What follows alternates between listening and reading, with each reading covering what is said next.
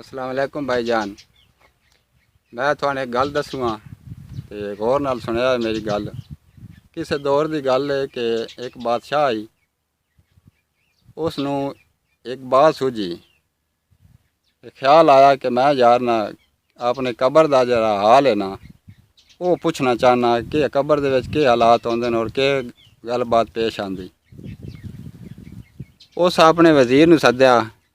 अपने वजीर जितने भी वजीर हैं उस एरिए के उस बादशाह के थले काम करने वाले वजीर उन्होंने सद्या। उस आखे गल सुनो मेरी कि मन बंदा एक चाहिदा जिदे कोई अगे पिछे ना होवे, इकल्ला ही होवे दुनिया ते ओहदे कोलों मैं कबर दे विच उहनूं दफनाया वै सी और उस तो बाद एक दिन तो बाद उसनूं निकाला वै सी। ओहदा ओह हाल है, जो कोई कबर विच हो सी उसदा मैं पुछना चाहता कि के हालात हैं वाकयात होंदे ने कबर। वो एक दिन किसी होटल ते ओहदे नौकर जेह्ड़े संतरी हैं उस वक्त दे वो गए, उस बजुर्ग बैठा होया चाह पींदा। उस कोल पुछा कि हाँ भाई अपनी गल बात दसी बादशाह सलामत दी। उस आख्या दिल सोचा कि मैं हाँ करा तो वत भी मरदा, ना करा तो वत भी मेरी धौन ला दी जानी।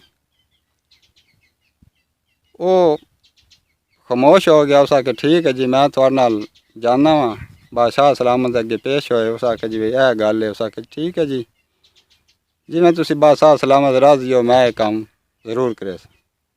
कबर खोदी गई, उहदे विच उसनूं दफनाया गया ते उस तो बाद उस थोड़ी जी ने एक रोशनी वास्ते उहदे एक मोड़ी जी रख दी गई कि रोशनी आती रहे बाहर दी।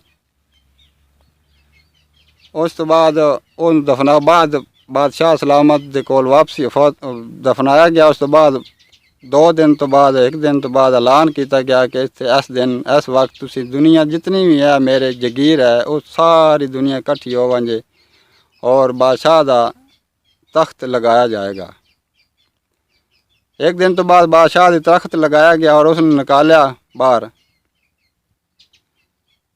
वो निकलद्या जी दौड़ पिया, दुनिया बड़ी वेखण वाली इतना दौड़िया ना। उस आखे जी मैं बादशाह छड़ी, मैन कोई लोड़ बादशाही दी नहीं, मैन इस हाल ही ठीक है, फकीरी ठीक है। वो संतरिया फद लिया, फद के बादशाह सलामत अगे पेश किया गया। बादशाह सलामत अगे पेश किया गया तो उस को पूछा गया बादशाह सलामत हाँ भाई दस भाई तेरे नाल कबर च के होया।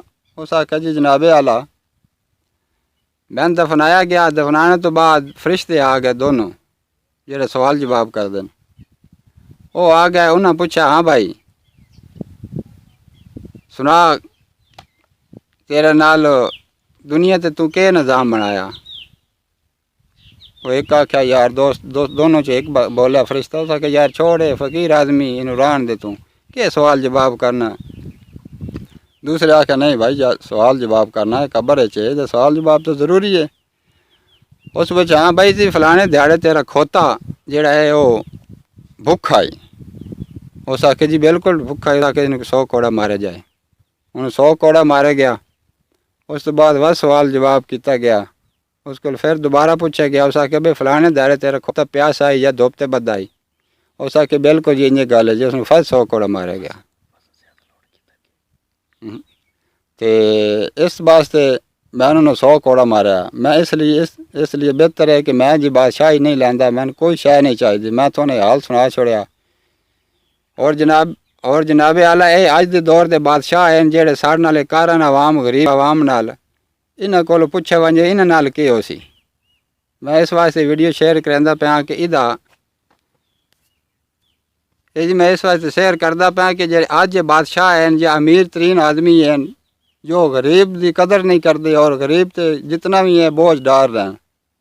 और इन्होंने ये भी सोचना चाहिए कि साढ़े नाल के होना है जेड़े खोते वाले नाल होया तो जेड़े ये बात इन्होंने नाल के हो सी। इस बाद जेड़े सारे जुल्म कर रहे हैं अजकल बादशाह हैं या अमीर तरीन आदमी हैं जगीर आदमी हैं और साढ़े कोई मतलब है साढ़ा ख्याल नहीं करते।